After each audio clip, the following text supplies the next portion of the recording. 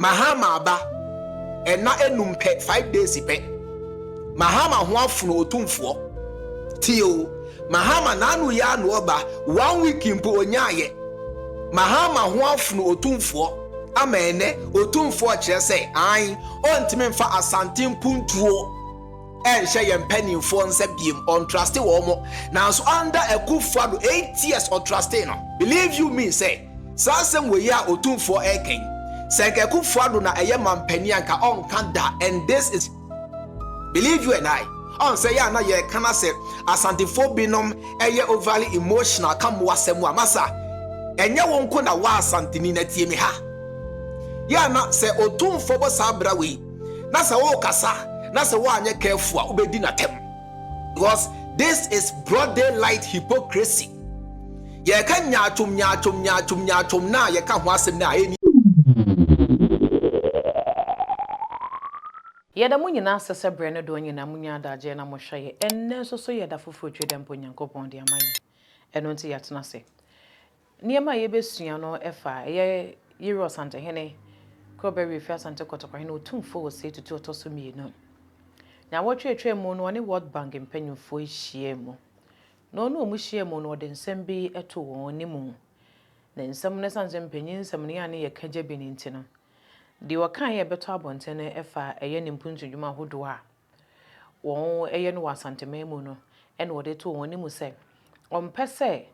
mpuntu dwuma hodo mo ye na asantema mu no omodo omaso ye no e de konkran e ba ne sa se de osi pese kono no wonya ne nsa momi enkoti asem be yero santehene ene World Bank mpanyufo hia ye no momi enkoti mra ye ba ne emesane mu mfama mo se de ba ye nuane mo monte ase no afa asem no kwan foforo so no yemfa ho nchire mu emfamra. That effect, and I believe that your visit will still continue for us to share ideas and find innovative ways of resolving our problems economically, development, social interventions, and everything. I am aware that when I came last time in 2019, I discussed the generation problems, where energy generation problems, where we were talking about we're paying in excess of 500-600 million at that time for energy that we had not used. And I engaged the president then to find a solution to that in terms of how could we avoid that, because it was eating into our budget. And now I'm told it's about 1.5 million that we are paying for that. And therefore, at that time I asked your president to give me a grant to cover that. Whilst we did it, we got a technical assistance, a tripartite company, the IFC generation company in Ghana, for us to see how best we can get a technical support to be able to plan to export the excess energy to Burkina Faso, Mali and others, and Togo and others, the excess one that we have installed, because I think we have 5,000 something installed and then we are using only 3,000 something. So that's one issue that I'll get back to you again on that, because I need for us to discuss those things again. You've done that with the school feeding, which I appreciate. I remember when I talked to them about, they had withdrawn the 180 million at that time, and I said I should take it before I go back to Ghana. So I got it before I came. And then budgetary support also was withdrawn at that time. You had allocated 500 million for budgetary support, but you said because of the economic situation, the energy situation, you withdraw, that was withdrawn. So these are all issues that I want us to revisit, and but that I will talk to you later on quietly for us to look at it. There are other issues that I'll discuss with you privately for us to know the way forward. That is in the generality of Ghana. I want us to look at it again to see the way we can move on and all that. And coming to the local one, Kumasi is a vibrant city, population-wise, everything-wise, the commercial hub of Ghana. And so looking at the project that you're suggesting, rapid transport section, I have interest in that, yeah. I know JICA started with a feasibility some time ago, and then it's developed to the World Bank here, where we can then put it on fruition. It's been on the drawing board for some time, 2015 and all that. The bureaucracy is something that I don't like at all, you see. and therefore we have to push it now. The population has increased very much. We have all these transport vehicles, different ones, all moving, fighting for space. Sure. And that doesn't help with the economic development of the city at all, because everybody is clamoring going to the center. The buses are, the trotro, all these things are there. And if you calculate in terms of how many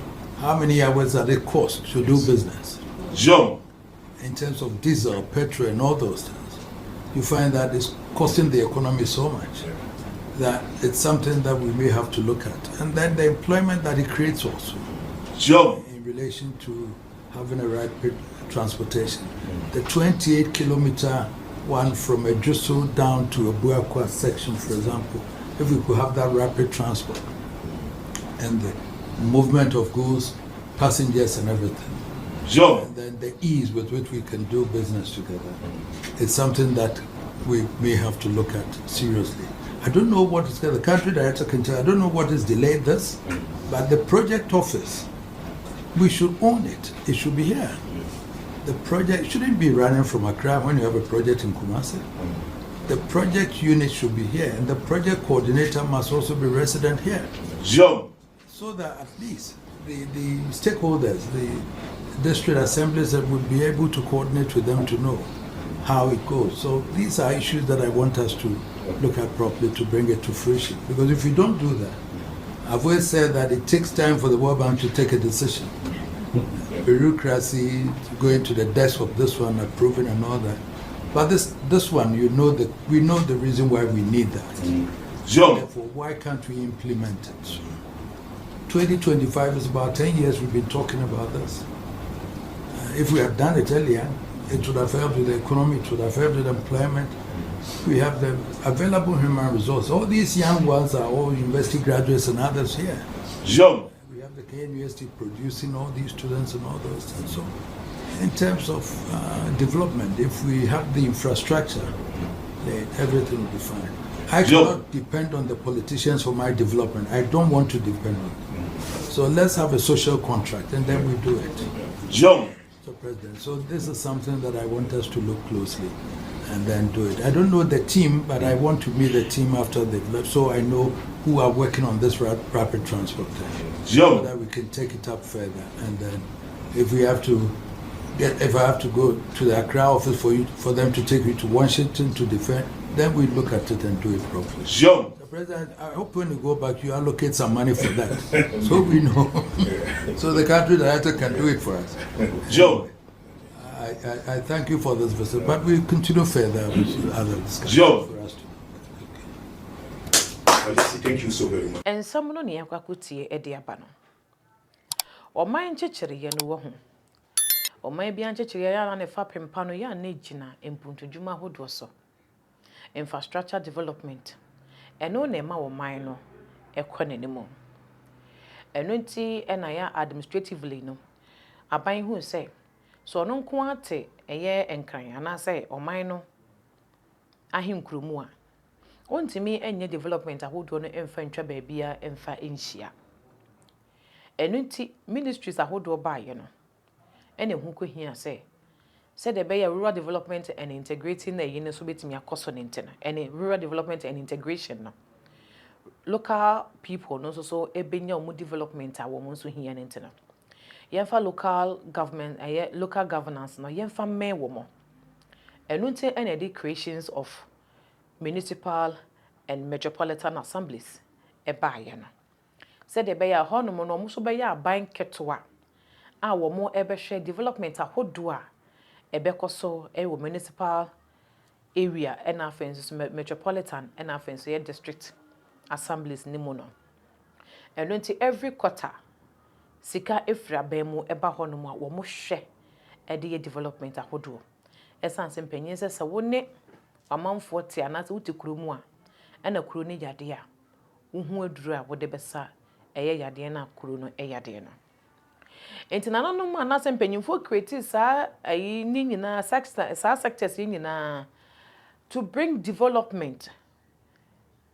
to the doorstep of people anase sa o man mano enso so benya dodode de a Ghana chen wo mo so nsa be ye de ebeka bi eno nti ena omampanyi Rollins abreso no sabre na regions ana ewo ho ye man Ghana na ye regions na ye 10 ai na ye 9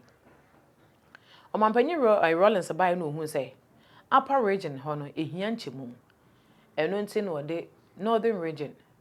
eno de upper east any upper west sabre na upper east na upper west na nyina ka bom ana ye upper region eno omampanyi Rollins be chemu in terms of development and as I development purposes nti ena wo chemu sa ena regions ne be ye 10 regions ne be ye 10 no eniema wodo pi development ahodo pi no ye be hwe ho ministries ni nyina won kran omode district assemblies ni nyina baaye no menu mi oni di ho adanse se aboa yie pa ama local government no etime developing localities no ama no ayakono yes hia development ne de ntwa isanse Ghana ye hia infrastructure development pa na ase kame ze yensem drofo na na sebio so sebio nya do ya na ase eno so ye da foforo ebesua ho ade eno ntemo mi hwe the area Santa Henneken middle bed omaso ye wo hemfa omaso ye wo Kumasi coastal bed aso ye wen coastal bed aso ye wo ye enkran coastal bed eya omo ehwe eye coastal omo empuntu dwuma hodo so no omaso ye wo nkran enti wo fa ya no ba besi nkran yenhwe sada MPP for the year propaganda e kan ho nsem a omampanyi Mahama abreso a en confirm ho nsensem no sada no eba se eba be yempuntu dwuma anase eno so eba te se de wo middle bed na wo coastal bed no sa na sada so eba ye in terms of development northern development na so no ade ewo mu a amwa ne se northern development anase sada dwumadie na won di na nkasa mo ye no wosirim enso so no maso ye o matena ye kese no e won kran enu nti ena ama sada dwumadie no enyina yesa hwe na omampanyi na nado ba ya wade northern development program ba ya enu so the same problem no o matena ye e won kran northern development program no so e course wo northern region e hwe development so enti e be ye den ena etimi abanesa enye yi eno ne ero Santa Hene kase ne development ahodo omoye no wa Santa Memo no esanse wa hu bi omampani na nado danko akufu ado abreso ni 8 years a obetwa ye no ne ema esisi wo mu ne mu nsem na esanse mpanyi nkansem nyina enti no eno nti na ema ero Santa Hene kan de wo kan ye no na nsema ero Santa Hene kan no so omampani Dramani Mahama enanim sam wonim Yero Santa Hene ahokyere ba oman mu bia na woye japa woye akyade pa wotwede mponyankopon de na ma Ghana na emom na se kame yesa nanan mu bi anye wo mu nti no omuto anwa ni mfuturo de gu omanimu na enso so ne yenka ne hu se oman biara ene enhyira wotwede mponyankopon di hyira no enti se yebegie atum se yenyentum Yero Santa Hene eya kyade pa wotwede mponyankopon ede ne kye wo man Ghana na enso Ghana ha de agese wawu ansa na yeba beka wo ne mapa wo yeye na enso Yero Santa Hene de ode ne baaye no ode ne baaye de ofre no so frɛ no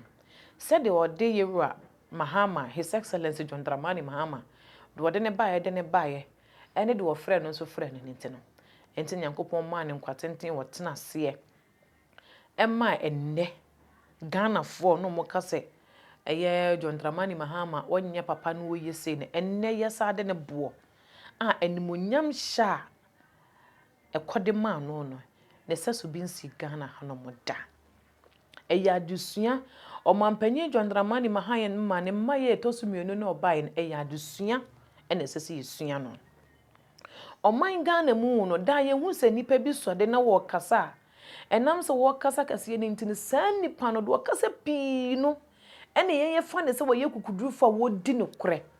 enzo mpempi ye asafo no ena se bi omoye wo man na tamfo safo no na omoye o man na tamfo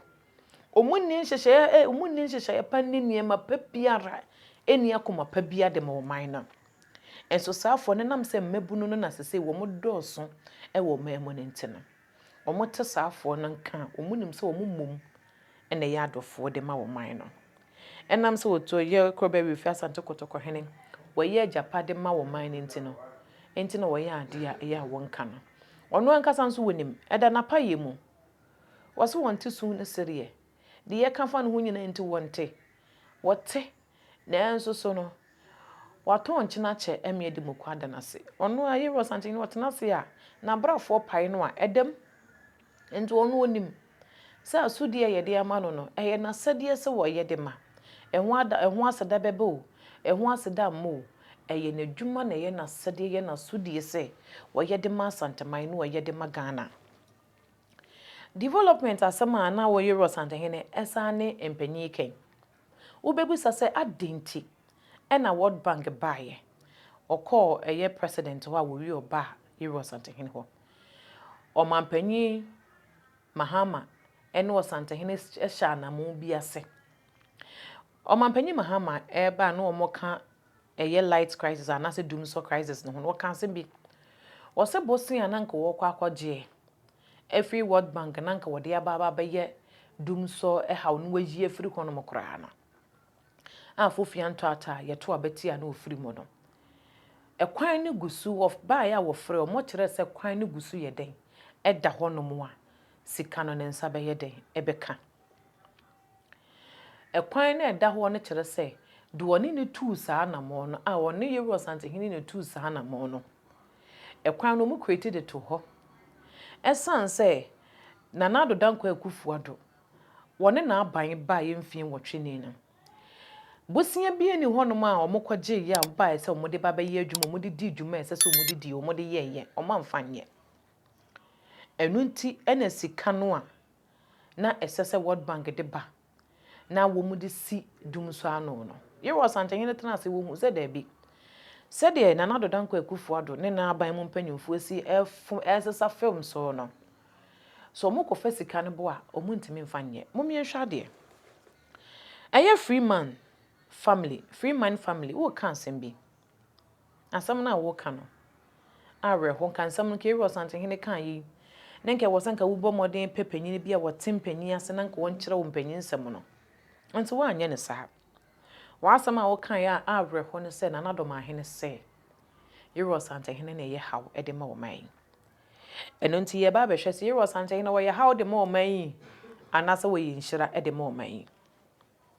Ebra Ghana enya independent. Ghana independent no. Yeah, shas from Ghana enya independent from its inceptions. Ghana enya independent no. Asantehene en will lead negotiations no. En wo kan politicians na nanu mo be kan ho no mo kwetena ase ye nhyehyɛ ansa na Ghana yenya ye fa hodie. Ghana ye fa hodie no. Ye madi kan akada ye nya ne said the South Africa nya wo mo de no. De etoso bi mu no. Amemu no mu nyina de hemfa na asante enka ho da. Ye fourth republic mu nia ye sixth president ene His Excellency John Dramani Mahama. Ye nhwemfiri. Ebra Rawlings Omampanyi Rawlings ede PNDC eba ya ebedru maybe wadane 1992 edane eye National Democratic Congress a eno ode ebepre eye tumi no. Ode be pre tumi no. Odi na aban wie ya eye 2000 Ghana eto aba edema Omampanyi Kufuor no. Sabre no na 2000 no. Na ye radoma na nanadoma hene na woni Euro Santehene nyina aba 1999. Enso so no. Hwan ne siesie eye Omampanyi Dada Rawlings no Omampanyi Kufuor entemo.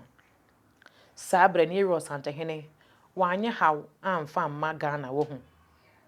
wanye nhyira nso amfa amma Ghana ebra Euro Santehene ka wo mu bɔ mu ewie eye peace concert ede ema eye Omampanyi Dada Rawlings ene Omampanyi Kufuor no sabre no ni Euro Santehene no ye Ghana man tamfo meboa Omampanyi Kufuor bedi ade na sikasem mu anya basa wototo niema na entoto no okɔ hepek no why guide why na man na futuo no no okwa so program ebeboa o my Ghana no wone why na tena ase dwene ho ansa na wokọ ebra o mampanyin kofo kọ hepik no no mampanyin kofo pese o free hepik mu ba no saabre no why na o yero mampanyin edisi no so a wone IMF mpanyinfo di nkomo saabre ni ro santa hene wanye tamfo hanfa ma o my Ghana wo ho ene wanye nhira nso hanfa ma o my Ghana de to so bi mu no ebra o mampanyin mo se baaye o mampanyin kofo kọ no ye programs bi social intervention programs ba ko any school feeding program o mampanyin mo se baaye ba be school feeding program no na sika ne ne ma ye di nnuane ye de beto aso ye school feeding program ne nni ho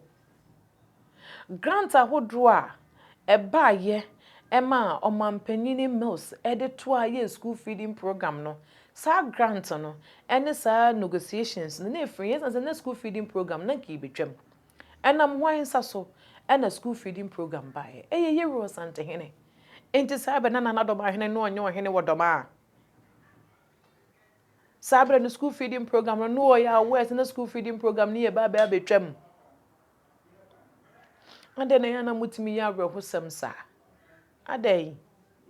enti bra o mampani mills sabi so nse benya na mamu ama na wie ya wo free mu na the vice president his excellency John Dramani Mahama current president eba be di ade no o mampani John Dramani Mahama na bra so na oyero asante ni edi ni 15 years anniversary the 15 years anniversary die na esi empania kese otwe na mponyankopon ede o mo chaye ni die di kan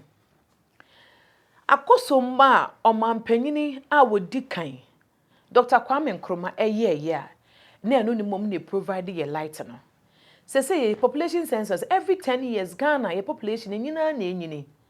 sabre na wo mo akosombo no na etime so Ghana man no say population no kasia na eno nti hu ko hia say Ghana ye electrification system no ye miem na obi anya bi eno nti sa rural electrification program na o mampanyin mo se de ba ya ekoko nkurase nyina mo munya light no afa ba ya na consumption na ba ye kase eno nti ne ye hia capacity fofora na se ye hia generation fofora ebetimi aboa mo man no enya enyinam kane a dwumadia huduo bio mo betimi edi sabre na mpania kase ye dwene ho no na dom ahene no wo hemfa de to so biemu empanyin o mampanyin John Dramani Mahama eni rosanta hinta so muhu say embe bia source of water na omunya de ba no time o mu generate water no na water no so esa na population ni so a ente say yehwe wabe yehwe weja de bia yenya nsuo mu haw eno nti yemfa water purification program ahodo nya den embra na water purification program ahodo mo de ba no na wo mu na mampanyi John Dramani Mahama no wo si ni nyina across the 10 regions said there be obi abenya accessible and obi abenya potable and accessible drinking water anomo enti sabre yero asante hene ne o mampanyi John Dramani Mahama ka o mo hubu mo de sa adwumadie ne baaye no sabre yero asante hene no ye wanya tamfo meboa wanya tamfo o mampanyi bro aye sa adwumade ebi ene yehu no wo eye mampon no mampon water project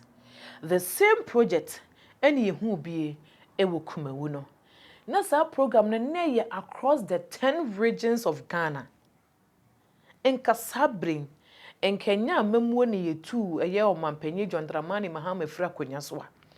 enka sese enka all the 10 regions no enka wo bie enya potable and accessible drinking water enka sabri enka dum so no aye the thing of the past enti asama a wo ka say o mampanyin Mahama baaye no afei na o mampanyin afei na Otumfour eka na wonnim de wo ka as compare the two MPP ni NDC so a de woma oman no nya ne bibi gina so no enti busa wo senti yero santehene de omampanyi John Dramani Mahama ye no within 4 years enu mpo na MPP for twen wo court no mpo ye hwe de wo ye enti beso chese ni yero santehene fe ade nti na nka yero santehene bosia no a wone anama a wone omampanyi John Dramani Mahama tuye na nka mo de be dum so no senka de na omampanyi nanado ene ne mpanyi ene na ba mu mpanyimfo de omansi kasa mo faso no sena nka omu betimi ayia Indiro santehene tinka wamfa sika no wani animu amasika na amfa kwa esanse no onim se de bosia hodo abeba wo mo hono a wo manfa anya de wo mo ka so mo de beye ne ntino se sika no mo nsaka enye yie enti yemusa se Yero santehene timi kopresa niema we nyina de ma wo man Ghana na ne dia wo de beye asanteman no eno ne wontimi mpremfa mane man Yero santehene ye nhyehyɛ bebrede gu akwemu efa development a ewo asanteman mu Yero santehene ye senke enu se woni ni mfie aduonu num afidi da no na development bi esese ekoso wa asanteman mu na akoso enti Yero santehene na nkasa said wo koprema wo man Ghana no en wo pre ne de ma na asanteman na esanse ye federal state a ye wo a friend say government of the day ntina bibia ba efa federal bank enu ntini ma na efa federal bank a omampanyi na nado danko akufado 8 years me fa wa na nke sese nke ba santememu a osantehene na nkasa ne kopre ye o e de free abroche de ba na santememu no ne nsanka enti Yero santehene asema wo ka no enu ntina sagranti wo Yero santehene ene na santeman etena se ewo dwabrem no waka se emre wo hoi ye ninka so no wo senti a no wo ka sa asem no enu nti omampanyini John Dramani Mahama oba ye ede na ama na nya nemu ede na ama nemu ayeduru esanse wonim se anamo na wotu ye na wanwie no sika na wo pede aye dum so ayi dum so afiri ho no se sika no gusu da ho ene etwen no enti wo ka se eye fence mpanyimfo no munim de omoye World Bank mpanyimfo munim de omoye ene omo ekọ mampanye John Dramani Mahama ho omne ne koye meeting wie ye no omo se ba Yero santehene ho Ghana e kamia ye se ye bonia ye ninkaye se ye nuanom ye ade na se wotwede mponyankopon di nhira bi de mayen a enne momye hwe kwa nyankopon e de omampanye John Dramani Mahama e de ne faso e omampanye John Dramani Mahama ne nkunim die no eya desua kasia e de mayen man no momye hu se enipa wakasa dodo no momye hwe se nipa no edie no wo de ma oman Ghana edie na asante sese asante ya chede pa wotwede mponyankopon de na che oman Ghana omampanye John Dramani Mahama ene ye 6th president ye 4th republic mu ya omumu hwan nem benefit from Yero santehene sabe Yero santehene wanya no me wo ho wo ye nhira sa kwanya na Yero santehene about de ato ho no mo no wo kire se oman hini biara ebetimi aye esanse NGOs non-governmental organizations etimi kopa grants free World Bank ho e de be development adenti na wo hene entimi konkope development mama meye osantehene tena se wo hu se omampanyi na nado ba wasaba be create 6 regions e de aka already 10 regions nimpa yentimi develop ye no we create other 6 regions ento hu se hawa ababegu aban no so no edoso na sedi wo sipe na santeman no so no onya ne sa ene free minds na nsan mu na wo de Yero santehene etoto Dubai ken na wo refe se Dubai ahenie no eye monarchy rule na Ghana de no enye monarchy ena mo so pa yero asante hene saa sa wote asante o kase ne na hene so wonye hwe enne so yero asante hene akoprimpuntuo de ba ne kurom so a e de be na asante man so a enne so wasa akwakonya ho ha o man be ne yetimu ediem pa ne yepe achede pa wotwe dem ponyankopon de na cheye oye asante man ye asante hene ewiase afanye nyina prese wo mu behu yero asante hene na yen na wo ya achede nyankopon de na acheye no obi antimi anya se wono ne ntino wo sai ne ntino emebunu no so ntede ye koso asesan se wo ya ade a wo ye de sie ne ntina wo ye de ma ne man ya dodo ne nimu ne ntino ene do be kansen bia ne yeka entine de mi bisa ne se de mabobɔ so ya ma kyerɛkyerɛ nyina ma bɛpem sa abre no de mi bisa ne se yero asante hene wo ye nhyira de ma wo man yi anase wo ye nome e de ma wo man yi ekwan ya Ghana de asante faso no eye kwan ya eja anase sen enti die ne yesu efiri omampanyin na omampanyin Dramani Mahama ne maye toso mienu no ede ne yesu efiri mu enti ye ne tisusu ampa se otweda mponyankopon bo obiase ene ode Yesu Kristo be ye president